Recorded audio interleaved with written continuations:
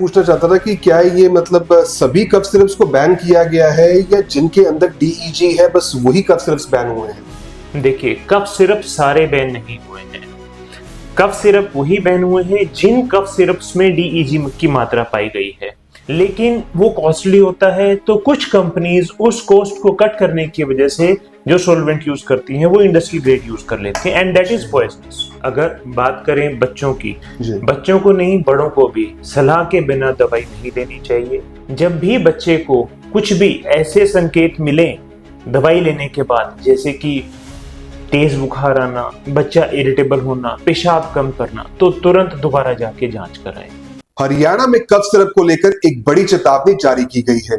Food and drugs विभाग ने कुछ सिरप में डाइएथिलीन ग्लाइकॉल यानी कि डीईजी नामक केमिकल की अधिक मात्रा पाई है, जो किडनी और फेफड़ों को गंभीर नुकसान पहुंचा सकती है और कई मामलों में यह जानलेवा भी साबित हुई है। मध्य प्रदेश में ऐसे ही एक सिरप के कारण 17 बच्चों की मौत के बाद अब हरियाणा सरकार भी अलर्ट मोड पर है। इसी गंभीर विषय पर हम बात करेंगे सोनीपत के जाने माने पीडियाट्रिशियन डॉक्टर सुशील सरोवर से, ताकि माता पिता समझ सके कि बच्चों को दवा देते समय किन बातों का विशेष ध्यान रखना चाहिए। तो डॉक्टर सरोवर, सबसे पहले ये बताइए, ये डाइएथिलीन ग्लाइकॉल ये होता क्या है और बच्चों की सेहत पर इसका क्या गंभीर असर पड़ सकता है? नमस्कार। देखिए, डाइएथिलीन ग्लाइकॉल एक बैंड सब्सटेंस है which is banned by WHO। सो ये इंडस्ट्रियल ग्रेड सॉल्वेंट है जिसका टेस्ट सिरप ही होता है, but it is banned by WHO long back जी। लेकिन ये किस तरह से कफ सिरप्स में आ जाता है, ये एक बड़ा चैलेंज रहा है, क्योंकि ड्रग कंट्रोल जो पैरामीटर्स हैं उनको अगर सही पैमाने पे नहीं रखा जाता है तो इंडस्ट्रियल ग्रेड सॉल्वेंट हमारे कफ सिरप्स में आ जाता है। डीईजी जो है वो पॉइजनस है। वो छोटे बच्चों में, क्योंकि उनका वेट कम होता है, तो पर केजी बॉडी वेट के हिसाब से उनका कम वेट होने की वजह से उनको जल्दी ये दुष्परिणाम दे सकता है। तो जी सर, मैं ये पूछना चाहता था कि क्या ये मतलब सभी कफ सिरप्स को बैन किया गया है या जिनके अंदर डीईजी है बस वही कफ सिरप्स बैन हुए हैं? देखिए, कफ सिरप सारे बैन नहीं हुए हैं। कफ सिरप वही बैन हुए हैं जिन कफ सिरप्स में डीईजी की मात्रा पाई गई है। DEG generally dry cough syrups के अंदर पाए जाते हैं। जो बच्चों में खांसी होती है वो जनरली बलगम वाली खांसी होती है, तो उनमें ये सॉल्वेंट होता नहीं है। लेकिन कभी कभी डेक्स्ट्रोमेथोर्फेन एक सब्सटेंस होता है ड्राई कफ सिरप में, उनके अंदर ग्लिसरोल की जगह आइडियली ग्लिसरोल सॉल्वेंट होता है, लेकिन वो कॉस्टली होता है, तो कुछ कंपनीज उस कॉस्ट को कट करने की वजह से जो सॉल्वेंट यूज करती हैं वो इंडस्ट्रियल ग्रेड यूज कर लेते हैं, एंड दैट इज पॉइजनस। तो सर, पेरेंट्स को अपने बच्चों को दवा देते समय किन किन चीजों का ध्यान रखना चाहिए?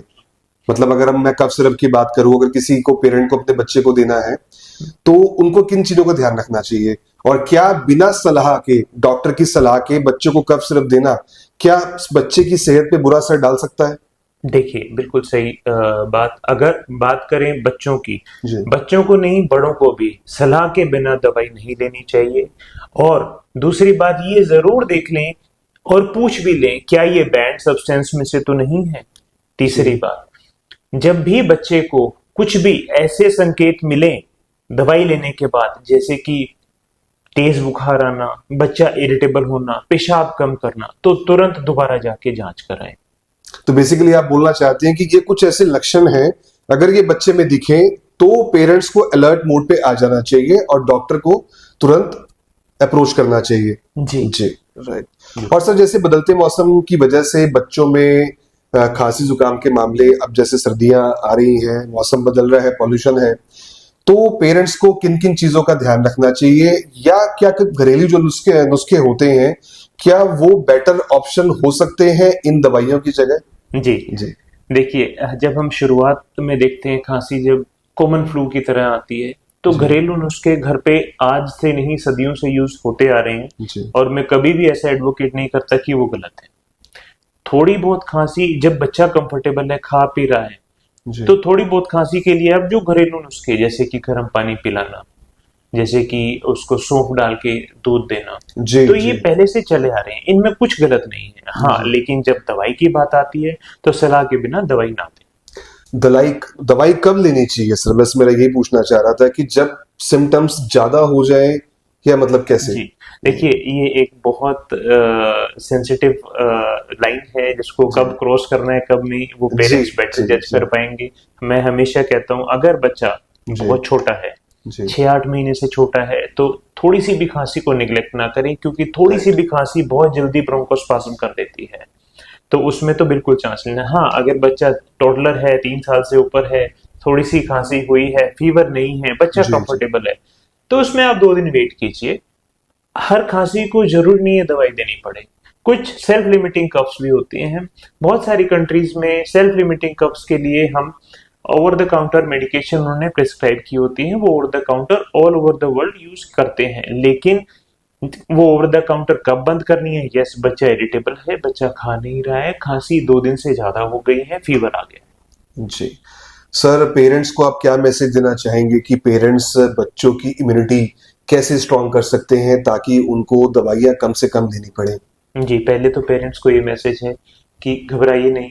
डाइथाइलिन ग्लाइकोल पहले भी बैंड था, अभी भी बैंड है।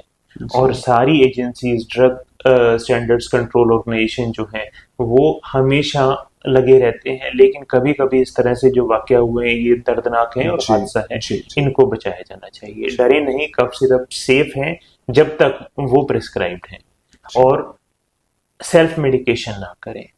तो ये थे डॉक्टर सुशील सरोहा, जिन्होंने हमें बच्चों की सेहत को लेकर ये महत्वपूर्ण जानकारी दी। हरियाणा सरकार की ये चेतावनी जनहित में जारी की गई है ताकि किसी भी बच्चे की सेहत पर कोई खतरा ना आए। पेरेंट्स से हमारी अपील है, किसी भी दवा का इस्तेमाल करने से पहले डॉक्टर की सलाह जरूर लें। एसएनए न्यूज के लिए नितिन सेठी।